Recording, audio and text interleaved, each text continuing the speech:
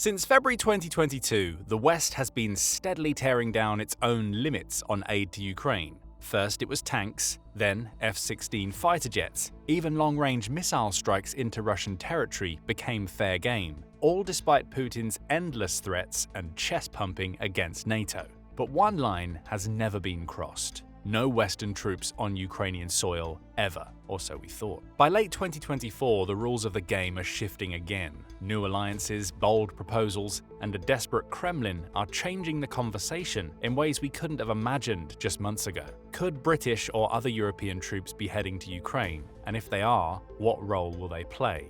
Let's break it all down. In early 2024, French President Emmanuel Macron raised eyebrows when he refused to rule out the idea of putting ground troops in Ukraine. He answered criticisms by saying that the West had lifted supposed taboos before, and that if it was necessary to ensure that Russia did not win the war and further threaten European security, so be it. Macron's comments were mostly waved off at the time, but as the year came to a close, a series of geopolitical developments took place that radically altered the previous status quo. What were they? The first significant change came in June. That month, Vladimir Putin made his first trip to the North Korean capital of Pyongyang in over 20 years. Putin and Kim Jong-un exchanged gifts, such as limousines and a gigantic portrait of Putin. After the ceremonies, they agreed to a new mutual defense treaty, which was ratified in November. South Korean sources claimed that the treaty was a mirror image of their country's alliance with the United States. So what does that mean? Article 4 of the new agreement stipulates that, in case any one of the two sides is put in a state of war by an armed invasion, the other side shall provide military and other assistance with all means in its possession without delay. But there's a catch. This clause must be consistent with Article 51 of the United Nations Charter and the domestic laws of Russia and North Korea. Article 51 of the UN Charter says the member states have an inherent right of individual or collective self-defense. However, these conditions must be reported to the Security Council to take any time such action as it deems necessary in order to maintain or restore international peace and security. The South Koreans reported that these conditions are an escape hatch to give either country a way out of providing military obligations, with doubts about how seriously Moscow and Pyongyang would take the treaty. The mutual defense provisions were put to the test in August, when Ukraine launched a daring counter-invasion into Russia's Kursk region. While raids on Russian territory had occurred before, this marked the first time Ukrainian armed forces conducted direct ground operations, sending shockwaves through Moscow and causing Russia's currency to tumble. Struggling to respond, the Kremlin turned to its unlikely ally, North Korea. By mid-October, South Korean intelligence reported the arrival of 1,500 North Korean troops in Russia, with their numbers growing rapidly. Just weeks later, by late October, American intelligence sources confirmed that 3,000 North Korean troops were on Russian soil, a troubling sign of Pyongyang's willingness to support Putin's faltering war effort. But that wasn't the end of it. In early November, President Zelensky painted an even grimmer picture, claiming that the number of North Korean troops had swelled to 11,000. This raised alarms across the international community. By mid-November, security experts from multiple G20 nations warned that if ties between Moscow and Pyongyang deepened further, North Korea could send as many as 100,000 troops to bolster Russia's ranks. Were these troops only in Russia for training purposes? No. On November 5th, Ukraine reported clashing with these North Korean troops for the first time. The skirmish took place in the Kursk region. Ukrainian officials fear that as many as 50,000 North Korean and Russian troops collectively will take part in the counteroffensive. So far, North Korea's involvement has been limited to Russian territory. Since Ukraine moved a military force beyond Russia's border, this can be argued to be in line with the mutual defense treaty between Moscow and Pyongyang. However, the increasing military cooperation between them created widespread international condemnation, and there's something more important at work. Russia is facing a dire demand for manpower. It suffered its single deadliest day of the war on November 12th, in trying to retake the Kursk region from Ukraine, when almost 2,000 troops became casualties, despite the presence of their North Korean allies. Putin is hoping that North Korea's sizable army will help him to meet his increasing demands for manpower. Technically, the new treaty does not obligate North Korea to fight in Ukraine, but that decision ultimately comes down to what Kim Jong-un wants, and that isn't exactly the best place for Ukraine to be in. The North Korean dictator might want to get his army some badly needed combat experience, in an attempt to increase his leverage with the United States and South Korea at home. He could also be calculating that if he does Putin a solid, Putin will need to help him with his shopping list, which includes upgrades to his ancient air force, submarine and satellite technology, and improved missiles. All that for some expendable troops and ammunition. It seems like too good an offer for Kim Jong-un to pass up. North Korea's presence on the front lines leads to a question. If Russia can bring allied troops to fight in its war, or at least secure its territory, why can't Ukraine? Well, maybe it can. And there's a surprising proposal that comes from a place you might not expect. Something else happened in November after all. The second major geopolitical development occurred in the United States, coincidentally at the same time North Korean troops were attacking Ukrainian troops in Russia. On November 6th, Donald Trump won the US presidential election. He will become the 47th President of the United States on January 20th, 2025. His win was far more convincing than it was in 2016, giving him a mandate that he did not have back then. What will he do with it? That's the big money question everyone's talking about right now. The election of any new administration in Washington brings a degree of uncertainty about America's foreign policy direction, particularly when there's a changeover in the party alignment of the White House. On one hand, Trump supplied Ukraine with lethal weapons during his first tenure in office, including the Javelin anti-tank missiles that have proven so lethal to Russian armored columns and helped to prevent an early Russian victory. However, Trump insisted on the campaign trail that he would negotiate a deal to end the war between Russia and Ukraine immediately. Ending the war now will be bad for Ukraine, as Russia holds about 20% of its territory. About 3 million Ukrainian citizens live under the invaders' occupation. Russia has conducted savage war crimes in these territories, including widespread looting, rape, torture, and deportation of children to the Russian interior. The latter crime landed Putin an arrest warrant from the International Criminal Court in The Hague. In interviews, Trump has been coy about what his plan for Ukraine is, but his early cabinet picks could reveal clues about his intentions. Vice President-elect J.D. Vance has been a vocal critic of aid to Ukraine. In September, Vance said that a peace agreement would likely involve Russia keeping the territory it's taken. But others in the administration with more actual power than Vance leave the Ukrainians and their defenders more room for hope. Trump's Secretary of State designate, Florida Senator Marco Rubio, has been a staunch supporter of Ukraine, although he said on November 6th that the war had become a stalemate and that it was time to exercise common sense. Defense Secretary designate Pete Hegseth said the week before his nomination was announced that he rejected the idea that Putin would be more aggressive in Europe in the wake of a successful invasion of Ukraine, saying on a podcast that he did not believe that Russia would go much further than the Polish border. He also said that he didn't want the United States to intervene to the extent that Putin would feel the urge to use nuclear weapons. However, he also called Putin a war criminal with dreams of restoring the Soviet Union and sharply criticized the Biden administration for not giving Ukraine the equipment it needed fast enough. Like Trump, Hegseth has been vocally critical of NATO allies, who are not spending at least 2% of GDP on their defense, calling them outgunned, invaded, and impotent in his The War on Warriors book. Keep this part in mind, since it could reveal more about the new administration's strategy. Florida Congressman Mike Waltz, the incoming national security advisor, has generally been supportive about American aid to Ukraine, although he recently criticized a blank check approach to such assistance, and like Hegseth, insisted that European allies step up to shoulder more of the burden. Keep Waltz in mind too, he's going to be particularly important later.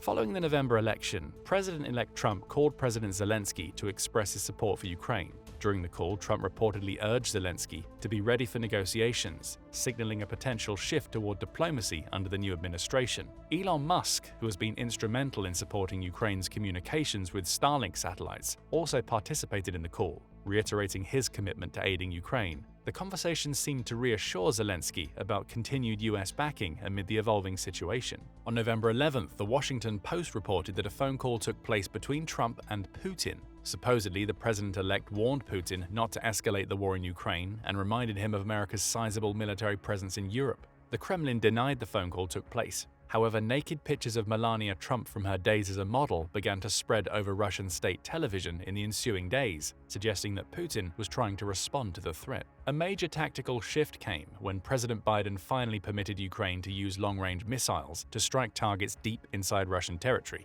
explicitly in response to the increasing North Korean presence in the war. Ukraine was quick to use the ATACMS to hit military targets in the Bryansk region. Putin responded by loosening restrictions on his nuclear arsenal. The Biden administration is also spending the $61 billion aid package that Congress gave it before the election.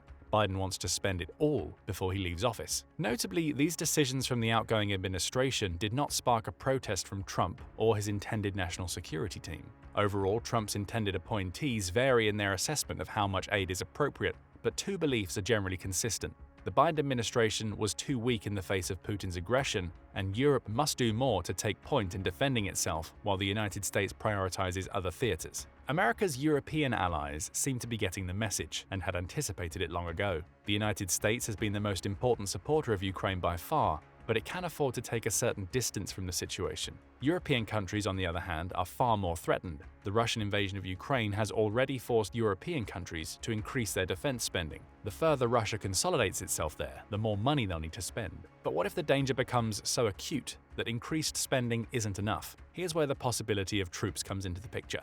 On November 12th, former British Prime Minister Boris Johnson said that if the United States stops its aid to Ukraine, Europe will need to ensure that Kyiv can continue its fight, including by deploying British troops to assist the Ukrainians. If Ukraine goes down, then we face an even bigger threat on our borders, the borders of the European continent wherever the democracies butt up against Russia. Our collective security will be really degraded by a resurgent Russia threatening all sorts of parts of Europe, and we will then have to pay to send British troops to help defend Ukraine. Perhaps in a tailored pitch to the incoming administration, Johnson, who Trump had a good relationship with, said that Russia getting away with its invasion of Ukraine would be detrimental not only to Europe, but to the countries in the South China Sea, where a bellicose China is thumbing its nose at international maritime law. Trump and his advisors continue to see China as the primary foreign policy challenge for the United States. In truth, there's nothing new about this. This has been the case in Washington's foreign policy thinking since President Obama's pivot to Asia strategy.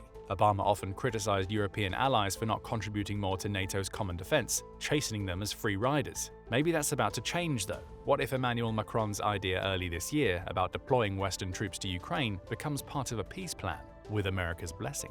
That question goes hand in hand with the question about what to do about Ukraine's future. Ukraine is unlikely to agree to a peace that does not involve serious security guarantees, not the vague ones of the 1994 Budapest Memorandum that crumbled in 2014 and collapsed in 2022. Zelensky has been adamant that NATO membership is the only way for his country to have a durable guarantee of security against future Russian threats. But what if there was another option? 2 days after the election, Britain's The Telegraph reported that President-elect Trump was considering a plan to deploy European troops to Ukraine as part of a peace settlement. According to the report, staffers on Trump's transition team outlined the plan, which has been described as Trump's own strategy aimed at creating a buffer zone to secure a potential agreement. While details remain scarce, the idea signals a shift in how the incoming administration might approach the conflict. Reportedly, the embryonic peace plan would create an 800-mile-long demilitarized zone between the Russian and Ukrainian armies. The demilitarized zone would stretch from Ukraine's joint border with Russia and Belarus in the north, move south and east past Sumy and Kharkiv,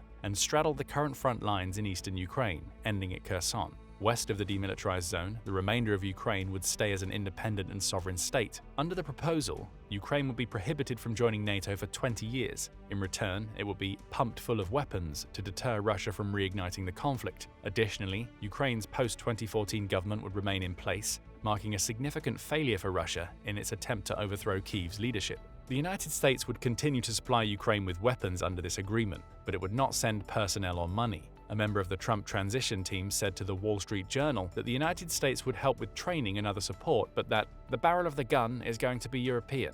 We are not sending American men and women to uphold peace in Ukraine, and we are not going to pay for it. Get the Poles, the Germans, the British, and French to do it. To Trump's allies, the presence of European troops on Ukrainian soil would be a way to provide further security guarantees while also forcing NATO allies to pay more for their defense and take charge of European security. No reports of Trump's team contacting the British government or other European leaders about this idea have yet come out. For now, it's only one of a number of scenarios that have been proposed. Trump's team is keeping its options open. Is there even a realistic chance that something like this would come about in 2025, though? After all, coming to the table would require Russia's cooperation too. On October 30th, The Telegraph reported that Russia does not have many incentives to make peace at this time, as it likely thinks there's more territory to gain. Remember, Putin declared the annexation of Donetsk, Luhansk, Zaporizhia, and Kherson in late 2022, even when his troops were in retreat. Stopping now would be an admission of weakness to his people. As a result, Russia has offered little or no concessions to Ukraine so far. But that might not wind up mattering soon enough, because its casualties and equipment losses are ballooning. This is why it's found itself recruiting in Africa for soldiers, and now hoping that North Korean troops will take part in the fighting on Ukrainian soil. Perhaps for this reason, John Healey, the Labour government's defense secretary, downplayed the possibility that change in Washington will lead to the sudden end to America's aid to Ukraine. He expected the United States to continue supporting Ukraine for as long as it takes to prevail over Putin's invasion. Given the losses Russia is taking, Philip Ingram, a former intelligence officer in the British Army, expects that Trump will want to see concessions from Putin as part of the negotiating process. But as we've seen, Putin is not yet likely to concede anything. Ingram said that in response to Putin's intransigence, it's possible that Trump will see no other choice but to continue to provide Ukraine with even more lethal weaponry to force the Russian dictator to come to the table. But this isn't just informed speculation. There's good reason to believe that it will be part of Trump's strategy. Remember the incoming National Security Advisor Mike Waltz? A November 13th article in The Economist had him mentioning that if Putin refuses to come to the negotiating table, the United States might provide more weapons to Ukraine with looser restrictions on how they're used. Under such pressure, Putin would be under additional stress to bring the conflict to a conclusion. Waltz's language and Zelensky's cautious optimism suggests that the incoming administration will not abandon Ukraine on the spot as many leaders in Europe had feared. In fact, the Ukrainians believed that the worst-case scenario for the American presidential election was not a Trump victory, but another paralyzed, divided government of the sort that held up the aid between late 2023 and early 24. Zelensky and his officials had also long resented the restrictions that the Biden administration had placed on Ukraine's American aid. In his interview on the War and Politics 24 channel, Ingram believed that the new administration could bring more decisiveness to Washington, and not against Ukraine's interests as Europe had feared. Regardless of what the new administration does, President Macron said that these recent developments were a further reminder that Europe needed to take charge of its own security. He lamented that the story always seemed to involve some other entity, the American presidential election, the use of North Korean troops, how China would respond, and so on. Where was Europe's role in all of this? Throughout the war, European leaders have stressed more and more that the continent needed to be in the driver's seat with regards to its own security. This is something that the incoming administration would be in agreement with, as it looks to focus on the Indo-Pacific region first and the Middle East second. For now, European troops taking part in the actual war in Ukraine looks like a distant possibility. However, there is a growing likelihood that they could take part in enforcing whatever type of peace comes out of the conflict. There's a lot that's uncertain right now, but one thing is clear. Putin has failed in his pre-war plan to conquer Ukraine and install a puppet in Kyiv. Ukraine is not Belarus. European troops increasingly look like they will be part of making sure it stays that way. What do you think is coming next as 2025 dawns? Will North Korean troops be fighting on Ukrainian soil? What will the second Trump presidency mean for the conflict? Don't forget to let us know in the comments. Also make sure to hit the like button and subscribe for more military analysis from military experts. Now go and check out Will NATO enter Ukraine now that North Korea fights for Russia? Or click this other video instead.